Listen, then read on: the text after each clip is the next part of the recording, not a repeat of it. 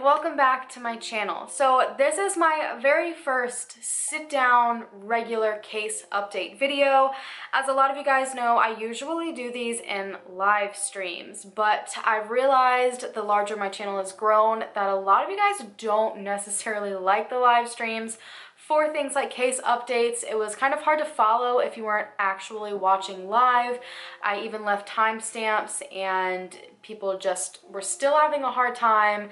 And I've had an influx in comments lately under a lot of the cases that I've already updated on of people telling me I need to update them when I already have. It was just, I guess, extremely confusing for people. So I figured this would work better. So basically, whenever I get enough cases to update on, I will just throw in a third video in whatever week it may be, and that's how we're gonna do it from here on out. My first update is on Eugene Kim. He was the man from Markham/Toronto, Canada that went missing after texting his wife a few times, possibly in Algonquin Park. So basically, I was saving this entire video because I was supposed to speak to his brother early next week to discuss the case, get more bits of information that I was wondering about. This whole entire video I was pausing because I was hoping to have more information, and unfortunately I got this information before I could ever have that conversation with his brother. So Eugene's car was found last night at the time that I'm filming this video. I think it was the 1st of March. It was found on Chemical Road, which is a road that essentially is only used for, I think, people just going in and out of Algonquin Park. It looks like it's used a lot for loggers. Basically, there's not a lot of traffic on this road, but it was the one main road that I assumed he probably went into the park by because of where his car was seen on security footage and where he possibly bought his pass at this outdoor, I don't even know, it was just some outdoor store. They ended up finding his car. I'm not sure if police found it in a search or if someone stumbled upon it. From what I have seen, it was found on a private road, so I'm assuming it just belonged to the actual park and the people who worked there.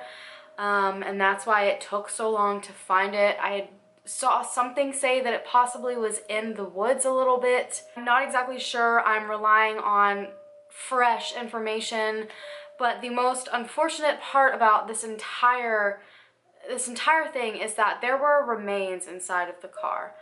At this exact moment in time that I'm filming this, they have not been positively identified as Eugene, but I feel like that's just where this is heading.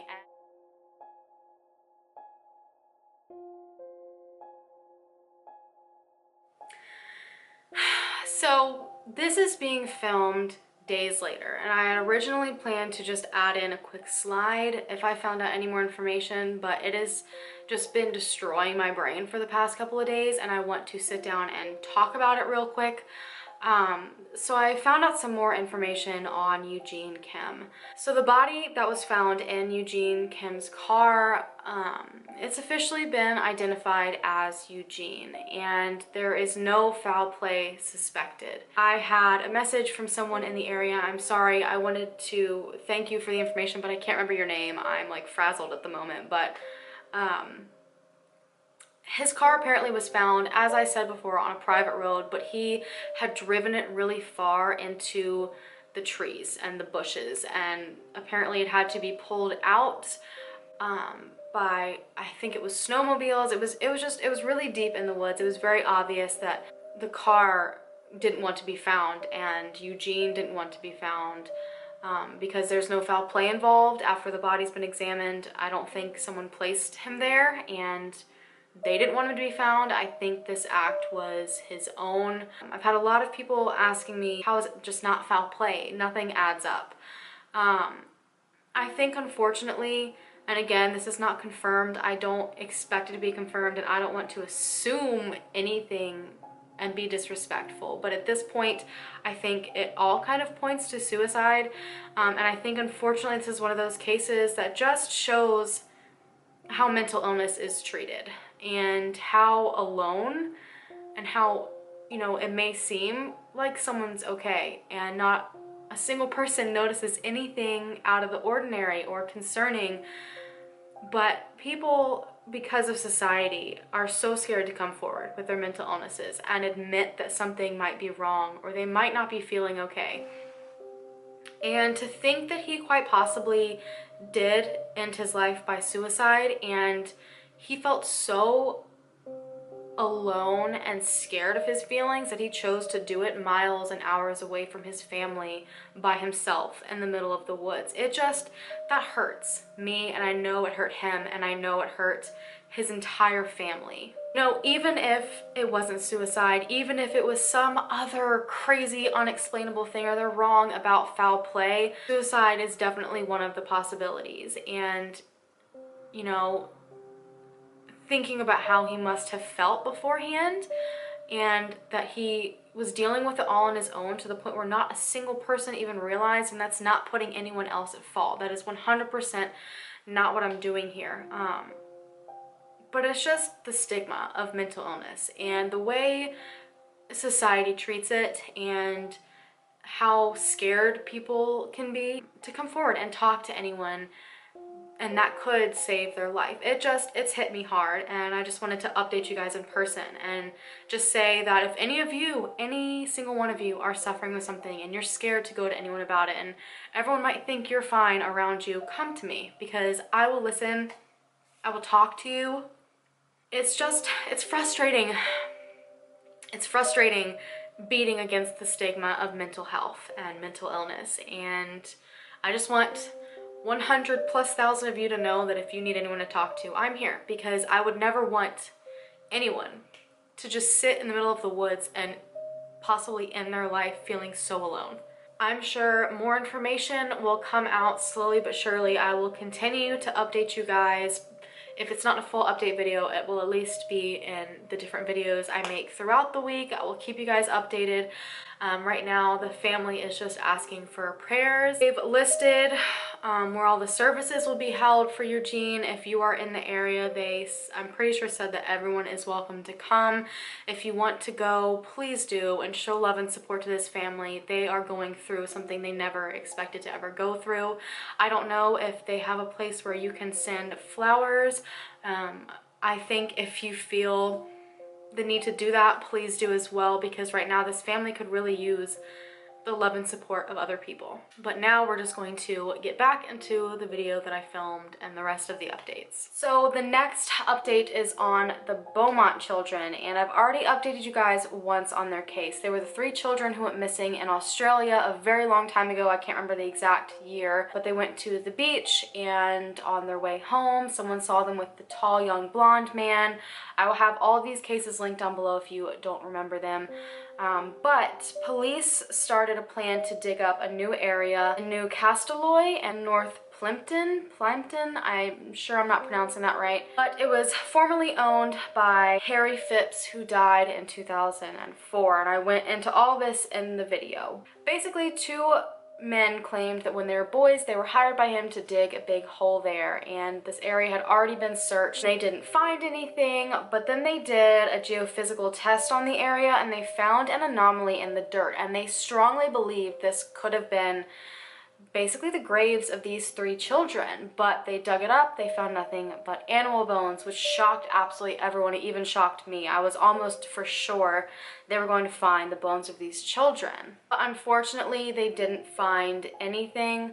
They still believe, even though Harry Phipps has passed away, that he is a person of interest in this case. One of his sons, as I said in my video on them, came forward and accused him of sexually abusing him for many years. But now that son's younger brother is claiming that that was all fabricated. His entire story was false. He thinks all of these accusations are harming the family. He is incredibly heartbroken and hurt that his father, years past death, is still being possibly accused of murdering these children.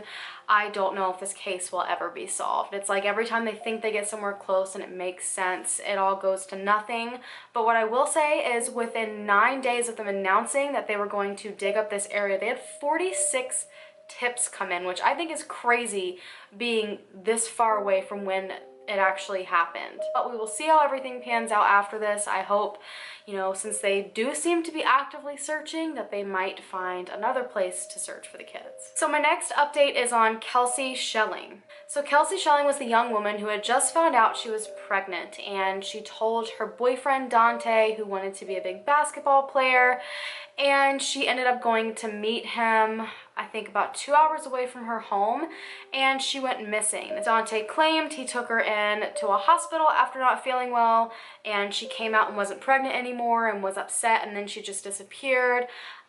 But as of December, Dante was arrested for the murder of Kelsey, and that is huge because they don't have a body yet, which tells me they have enough evidence on him, which we all kind of guessed. If you watch the Kelsey Shelling video, it's pretty obvious what happened.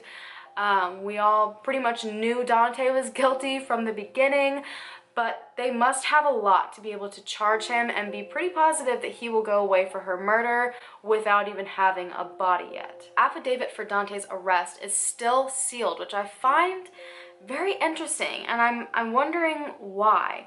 But they have fully decided to charge him with first-degree murder. He appeared in court for the first time not too long ago to figure out the next steps in the case, and his attorney has actually asked for everything to be delayed. There are apparently 20,000 pages of documents related to the case, and they have to go through everything and I guess figure out what their defense is, because I think they're scared. You know, when you have someone that's arrested for murdering someone without there even being a body, that means you are pretty much screwed and they've got enough on you. So I think right now his attorney is just scrambling and trying to figure everything out, but I personally am so happy that her mother finally gets to have some sort of justice, and I hope that they at some point find the body of Kelsey, because I know while putting Dante away will probably make closure a little bit easier for her family. I don't think they'll fully be able to have that closure until her body is found and they can lay her to rest. So the last update, and I will say this is going to be a two-part video just so I don't get too many people in here and it gets too confusing, is on Corrie Mckeague. Corrie was the RAF member from the UK who went missing after a night of drinking. He went into the Horseshoe. They think he possibly ended up in a dumpster and was crushed. At this point, they have stopped their searches in all of the garbage they were sifting through. I think there was about 7,000 tons of trash that they sifted throughout all of their searches, and they still have not found anything having to do with him. And at this point, his family actually believes he somehow managed to get out of the Horseshoe area.